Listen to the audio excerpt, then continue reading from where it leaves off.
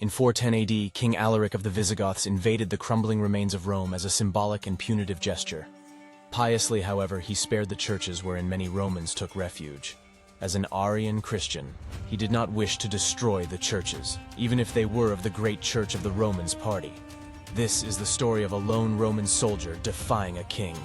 There will be Old Germanic and Latin talked through this video with the proper translation, so please, forgive the strange accent. Also, consider to like and subscribe because it helps a lot. In the fading glow of Rome's once proud skyline, the air was now thick with the scent of smoldering ruins, screams of despair, and the almost whispering echoes of a bygone era. The last clashes of battle faded beneath a fittingly blood-red sky. A centurion whose unit was lost on the walls emerged from an alcove to surreptitiously approach a band of Goths nearby. A blooded, solitary figure amidst the remnants of an empire's demise. His armor, a mosaic of dents and scratches, bore witness to the countless clashes against the encroaching horde. The crimson cloak, stained heavy with blood, that billowed behind him seemed to absorb the sorrows of the fallen city. In his hand, he carried his grandfather's old gladius, a still sharp and deadly family heirloom, and a poignant symbol of Rome's unwavering spirit. With a cry of Roma Victor, he sprang into the band, laying waste with his grandfather's old gladius and a long-since broken lancia.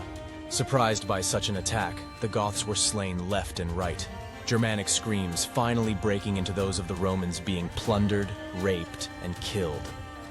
These screams alerted the Gothic forces nearby, who rushed to their comrades' dying cries. The Gothic warriors, easily encircling Marcus, hesitated, yet to each warrior brave enough to attack, the tiring Marcus laid him low. Above, as the fiery hues of the sunset painted the sky with a melancholic beauty, Marcus stood firm, his sword and broken spear cleaving through the encroaching darkness. Each swing of his blade seemed to defy the very essence of surrender, as if the echoes of Rome's glory were channeled through the veins of this last Roman warrior's sword arm. In the shadow of destruction, as increasingly numerous Gothic warriors closed in, a war guard led by their formidable king Alaric also raced on horseback, convinced a part of the city was still resisting his forces. Slowly, but surely, the Gothic warriors got the better of the courageous lone Roman. Though barbarian bodies lay about thick, the arrival of Alaric himself spurred the Goths to bring down the now exhausted Marcus. Finally, a Gothic swordsman managed to strike the venerable old gladius from the soldier's hand. They quickly bound him and forced him to kneel before the legendary warlord. King Alaric, a towering figure in the fading light, spoke in the ancient tongue of his people, demanding to know the identity of this lone Roman warrior who refused to bow to his conquerors. Vos ist thus, balths Romaniscais vorces, sae nigalabjandan zufarmenai. Vorces mains, vos ist thus. Alaric's voice, like a solemn dirge in the twilight, resonated through the desolation. Who are you, brave Roman warrior, who does not yield to your conquerors? My warrior, who are you? Marcus, one of the few remaining members of the broken legions of the West to carry on Rome's indomitable spirit, responded with a grim yet eloquent expression of pride. Ego sum, Marcus Cornelius, gens Cornelia et Hispanus Romanus, civis plebeius, Christianus Catholicus, magnae Romanae ecclesiae et centurio legionis 7 gemini et felicis, inimicus implacabilis barbaros, ego sum miles Romae eterne, et numquam ego sedam. I am Marcus Cornelius, a member of the Cornelian family and a Roman from Hispania, a citizen of the plebeians, a Christian Catholic following the traditions of the great Roman Church of Orthodoxy, centurion of the Legion's 7th Gemina, and fortunate, implacable enemy of barbarians. I am a soldier of eternal Rome, and I will... King Alaric, observing the resilience of this lone figure, addressed his warriors in Gothic. Scaunen Wiggins mains, Wiggindans vorces Romaneis, Sai balths asthises, Worths Gothis thanes ategis, Misa silba. Much to the shock of Marcus, the Gothic warriors lowered their weapons, a rare Germanic tradition of acknowledgement of an adversary's valor. Behold my warriors, a true and brave Roman. He is worthy of the god his forefathers worshipped, Mars.